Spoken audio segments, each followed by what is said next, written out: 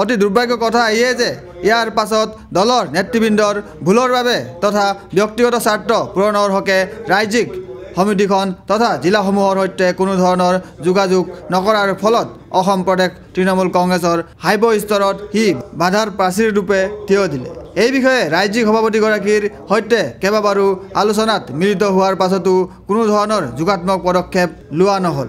ফলত দলৰ সংগঠন চলাবলৈ যথেষ্ট আৰ্থিক সনাতনৰ সন্মুখীন হোৱাৰ ফলত তথা কেন্দ্ৰীয় পৰ্যবেক্ষক গৰাকীৰ এমাহীৰ বাবে লাহে লাহে সাংগঠনিক ক্ষেত্ৰ যথেষ্ট ঢিলা হৈ পৰে।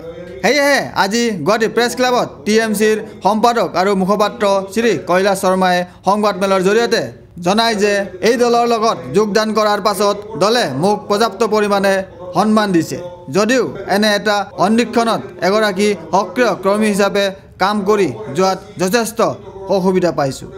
এয়েহে বৰ্তমান ব্যক্তিগত কিছুমান বিশেষ অসুবিধাৰ বাবে দলৰ মজিয়াৰ পৰা সকলো পদ বিষয়বাব আৰু প্ৰাথমিক সদস্য পদৰ পৰা আনুষ্ঠানিকভাৱে পদত্যাগ কৰিলোঁ বুলি কৈলাশ শৰ্মাই কয়। আজি সংবাদমেলখনৰ উদ্দেশ্য হৈছে কি যে মই অসম প্ৰদেশ তৃণমূল কংগ্ৰেছ কমিটিৰ সাধাৰণ সম্পাদক প্ৰশাসন মুখ্য মুখপাত্ৰ আৰু সাধাৰণ প্ৰাথমিক সদস্য পদৰ পৰা আদি পদত্যাগ কৰিবলৈ বাধ্য হৈছোঁ। ইতিমধ্যে 25 অক্টোবৰ তাৰিখে মই আনুষ্ঠানিকভাৱে এক্সিকিউটিভ মিটিঙত এখন ছাবমিট কৰিছোঁৱে আৰু মাননীয় আমাৰ সভানেত্ৰী সৰ্বভাৰতীয় সভানেত্ৰী মমতা বেনাৰ্জী ডাঙৰীয়াক আজি ফেক্স কৰিছোঁ আৰু সেইদিনাখন আমি কুৰিয়াৰত পঠিয়াইছোঁ। ইয়াৰ লগতে প্ৰাক্তন গভৰ্ণৰ শ্ৰী ৰঞ্জিত শেখৰ মুছাহাৰী দেৱেও এই একেখন মঞ্চত সাংবাদিকক জনাই কয় যে মই TMCৰ অধ্যক্ষ পদৰ পৰা পদত্যাগ কৰিছোঁ বুলি তেওঁ কয়। তৃণমূল কংগ্ৰেছৰ পৰা মই আজি পদত্যাগ কৰিছোঁ। মই পাৰ্লিয়ামেণ্টৰ কেণ্ডিডেট আছিলোঁ কোকৰাঝাৰত তৃণমূল কংগ্ৰেছৰ হিচাপে।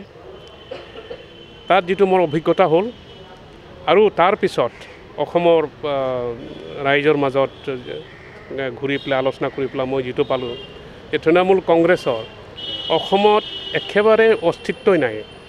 ইয়াত মানে ট'টেলি ইৰিলেভেণ্ট তৃণমূল কংগ্ৰেছটো।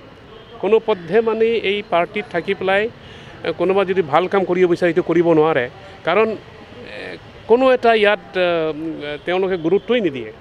অসমত বা উত্তৰ পূব ভাৰতত কি হৈছে এই পাৰ্টিৰ কোনো এটা গুৰুত্ব নিদিয়ে, সেইটো এটা হ'ল। আৰু মই জইন কৰাৰ পিছত মই এটা অনুভৱ হৈছিলে যে অসমৰ ৰাইজে মই তৃণমূল কংগ্ৰেছত জইন কৰাটো ভাল পোৱা নাই।